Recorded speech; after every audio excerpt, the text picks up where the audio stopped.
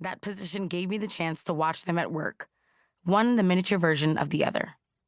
Watching them cut planks of wood on the table saw before screwing them together in new formations, I was struck by how easily the work flowed. I wasn't only their Sioux builder. Mariah and Tony Harris also called me their historian because I was always snapping photos of them in action. For posterity, I'd say.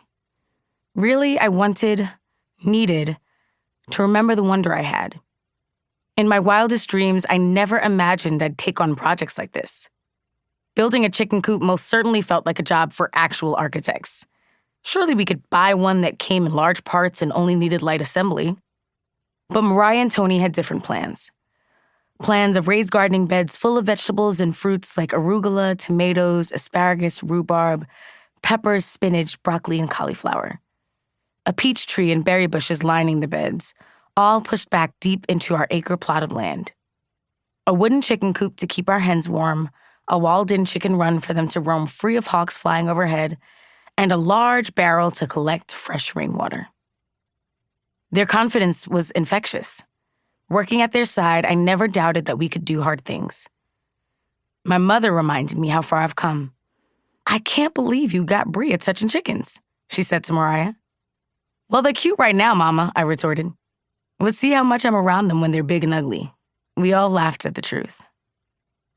Prior to Mariah, I was not a very outdoorsy person. I enjoyed Baker's Acres in small doses, always returning to my urban or suburban life after the brief reprieve. I never let myself imagine what it could look and feel like to grow my own food, raise my own chickens, and generally be hands-on with the planet around me. Mariah, on the other hand, had a childhood full of fresh produce, fishing trips, and other reminders that the natural world has an abundance to offer. It is through my wife, Mariah, that I learned to stop over-intellectualizing my love of Black-owned land. "You can't love the land through proximity," she once told me. "You have to put your own hands in the dirt." Initially, I was low-key offended. Was she insinuating that my love wasn't as real as hers? No. She was inviting me into a deeper relationship that wasn't exclusively predicated on the past. Ancestors, former deeds, what was. How about what is? We have the chance now, she reminded me, to be land stewards and to share that love with our children, who will only know ownership.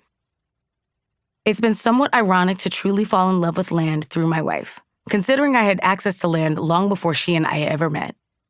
I was born and raised up north, but both of my parents made it a point to ensure we had regular visits to North Carolina. My first visit to our land came when I was still forming in my mother's womb. At the time, and for most of my life, our extended Baker-Spruill family held just over 100 acres of land collectively. I can only remember some of the trips we took to our family land, so I asked my father how frequently he remembers bringing us down south. "All the time," he responds quickly, before adding, "at least 2 or 3 times a year," for specificity. "What were we traveling for when Thanksgiving was still celebrated in New Jersey?" I asked him. My father thought for a moment before shrugging and replying, "Just because." Like his father Alfred, my dad took any chance he got to pack up his wife and car and take the drive down. My mother had just made it out of her first trimester with me when she and my father found out about a death in the Baker family. A funeral was surely cause to be in community with loved ones. To North Carolina they went. My parents had been married for a few years by this point, but my mom was still meeting cousins and aunts. My father had 16 aunts and uncles and literally hundreds of cousins. When my Aunt Sue called out for someone to help her cook the chicken, my mother quickly volunteered. She may not have been a country girl, but she knew how to fry some chicken. This was the perfect chance to get closer to her in-laws. Grateful for the help, Aunt Sue told my mother to wait right there in the front yard for Uncle Plummer. Before my mother could ask why she wasn't being led inside to the kitchen, Uncle Plummer emerged in denim overalls. With little fanfare, he wrung the chicken's neck and went about his business. My mother stood there, mouth agape, as the chicken ran around the yard without its head.